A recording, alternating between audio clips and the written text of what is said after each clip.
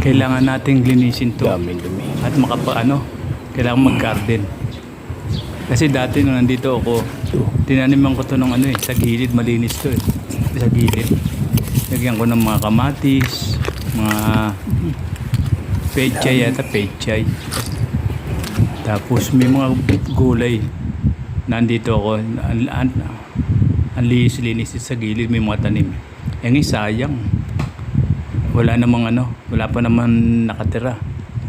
Tsaka kakapal na ng mga dayami. Buti nga pinuputol to ng rito sa homeowner. Ngayon malambot umulan. Kaya babawasan natin konti-konti muna. Kasi makapal tong baka may ahas to yung gumagapang dito eh. Kaya kailangan linisin natin to.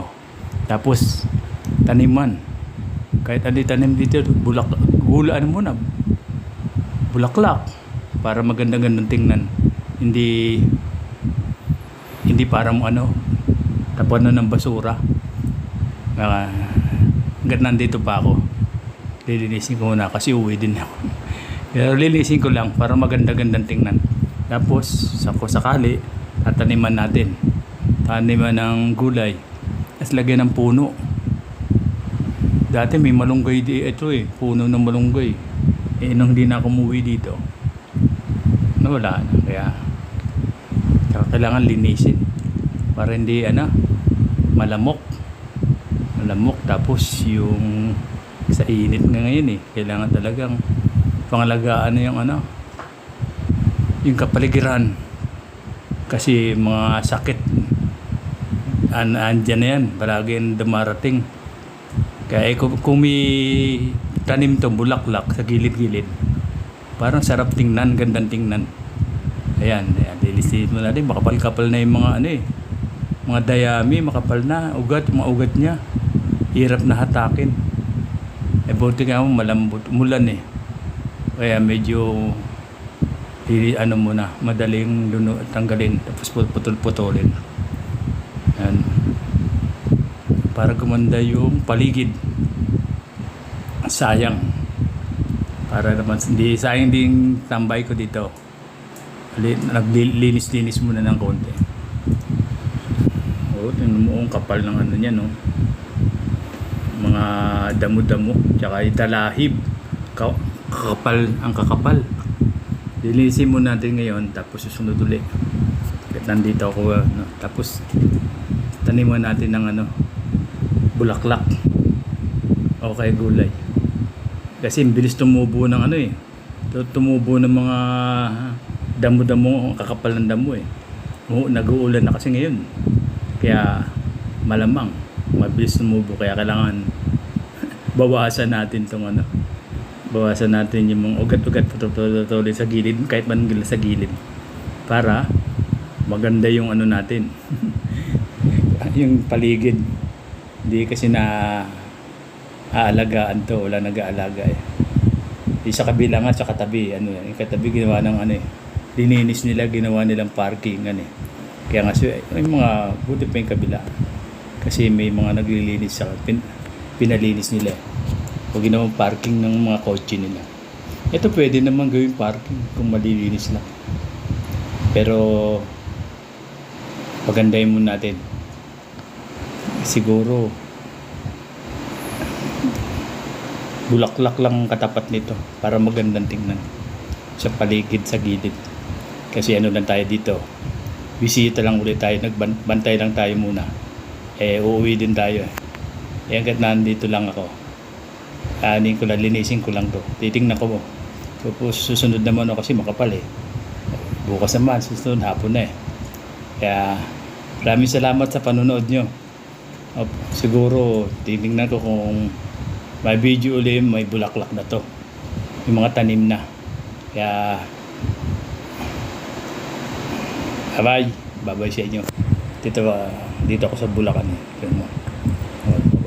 bye muna ako, linis muna.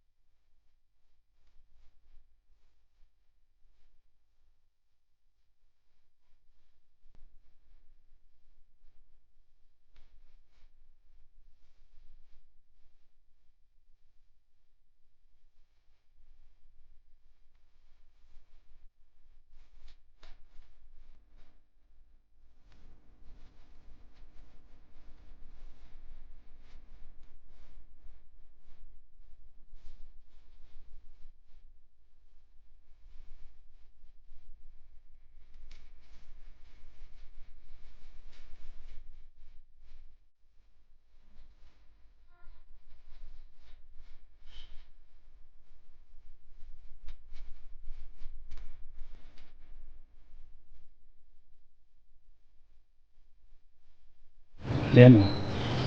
Gandun, malilinis. Para may malinis konti. Yan ang gandun siguro. Kaya lang hapon na eh. Yan ko lang. Try ko lang.